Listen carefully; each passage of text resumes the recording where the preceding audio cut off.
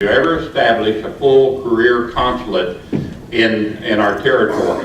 One is Mexico, number two is Canada. Unfortunately, Canada closed their consulate here a few months ago, their career consulate in Raleigh, and also closed their honorary consul here in Charlotte. So now we, thank God we still have Mexico, and I don't think they're going anyplace. I hope not, anyhow.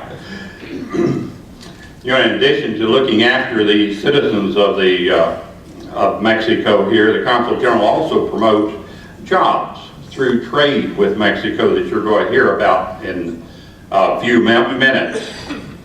You know, not counting all of the 40, 45 jobs that they have that the consul itself maintains in Raleigh.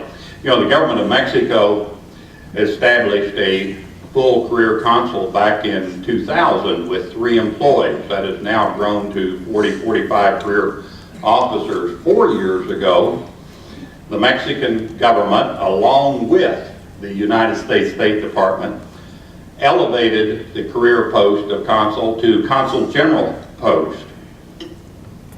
The president of Mexico selected Carlos Flores to be the first consul general for this position.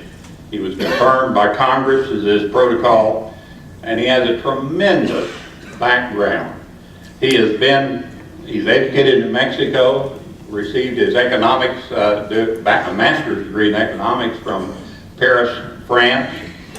He's been a congressman. He's taught at several universities in Mexico, been a career diplomat. He's at high-level positions in the government of Mexico. His last post was, talk about trial by fire, his last post as Consul General was in Phoenix, Arizona. One of the hottest positions, both heat and otherwise.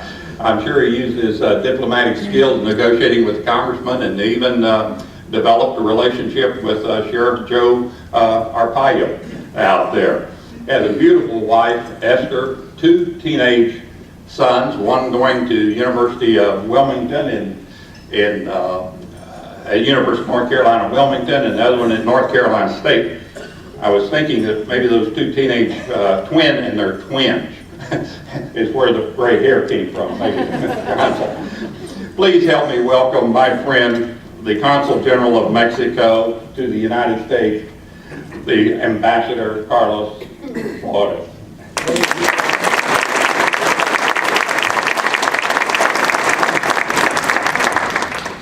Muchas gracias, Wayne P. Cooper. You're awfully kind to me. Buenas tardes, ¿cómo están todos? Muy bien, gracias, y tú? Bueno, I'd love to hear that.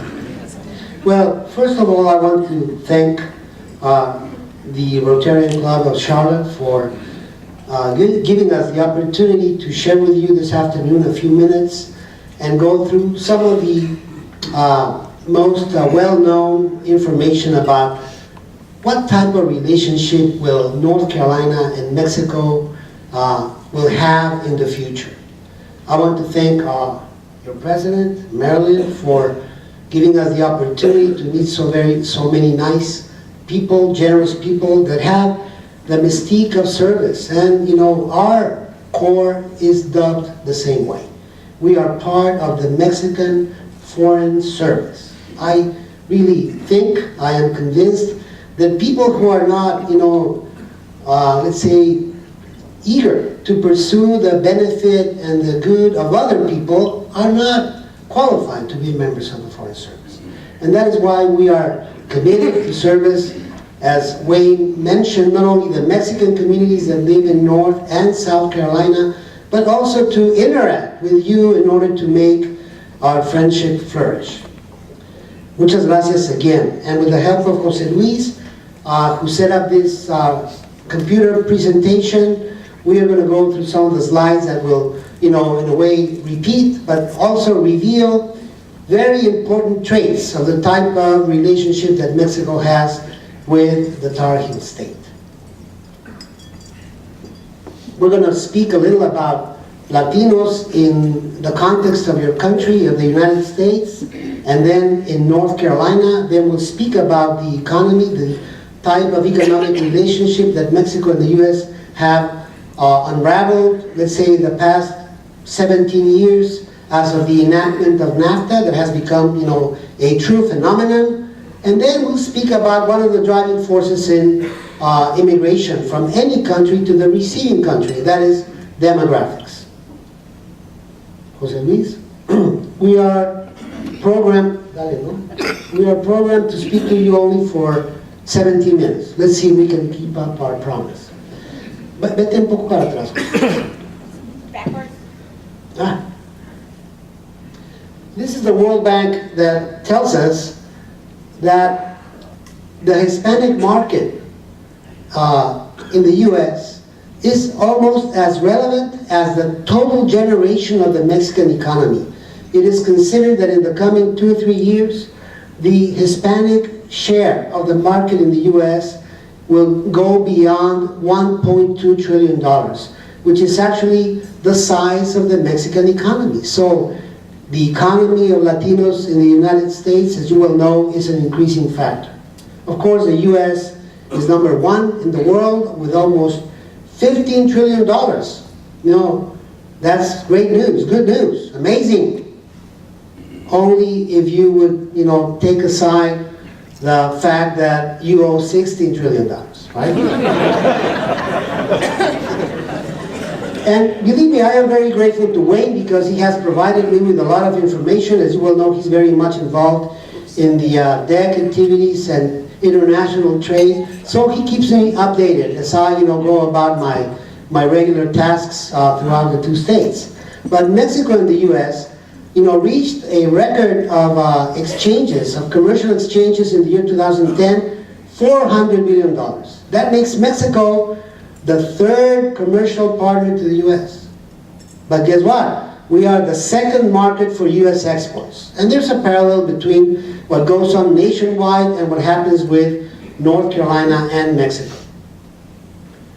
Trade with Mexico, according to the experts, and there's a source that will be always quoted on our slides, that's the New Policy Institute with Arizona State University in Arizona, right? Trade with Mexico is responsible for sustaining over 6 million well-paid jobs in the U.S. Can you imagine that?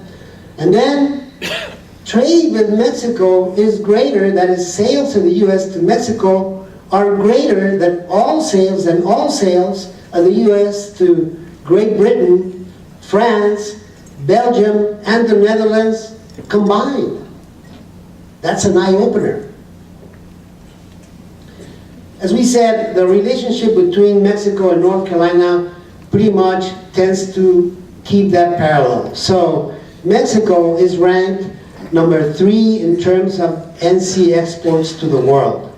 And according to the information that Wayne provided me, in the year 2012, North Carolina's exports to Mexico surpassed $2.3 billion. And I believe that makes us the 3rd most important partner, right after Canada and China. Why are we, a bit a slate below China? Because although you sell more to Mexico, you buy more from China. That is, you just can't get off buying junk from that country.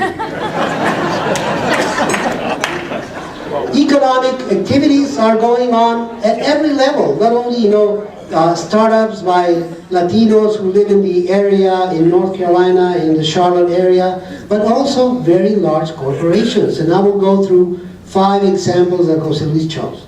One of them is the 3rd largest cement company in the world, Cementos Mexicanos, based in Monterrey, Mexico, with a plant in Wilkesboro, North Carolina. And you can see the trucks going up and about all over the place. Cemex, Cementos Mexicanos. The other one, the original name is Grupo Maseca, but you know it as Mission Foods.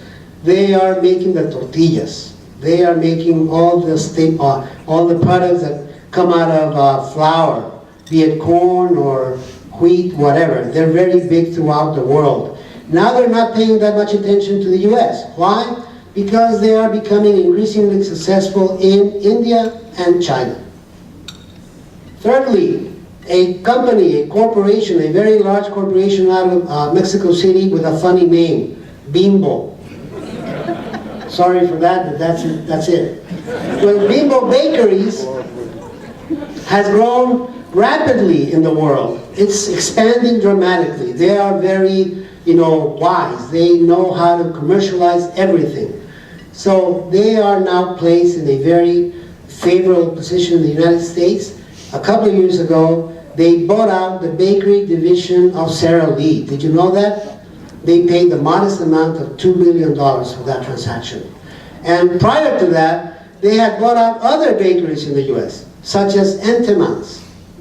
So when you relish with your morning muffin, you're eating Mexican.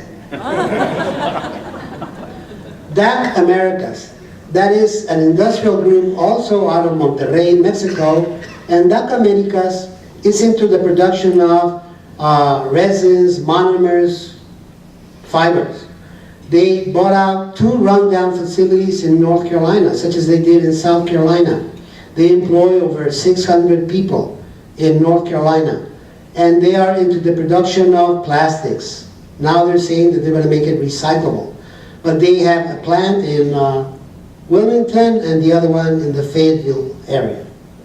And finally, just to give you a hint of how important, corporate activities are between Mexico and the U.S., Grupo Mexico, a mining group in Mexico, based in Mexico City corporate headquarters, struck a deal with Siemens Energy in the Charlotte area in order to develop a combined cycle power plant in northern Mexico, in the state of Sonora, La Caridad. First turnkey project, they bought out, cost $500 million. That was early in 2011. And then we'll see the conclusion of the project in the spring of 2014. And that would, amount in the end for Mexicans to have spent in the Charlotte area over $1 billion in 3-4 years. Isn't that amazing? Well, we'll go through the employment posts that are so important to everybody. CEMEX employs over 286 directly. Gruma Mission employs 270 folks.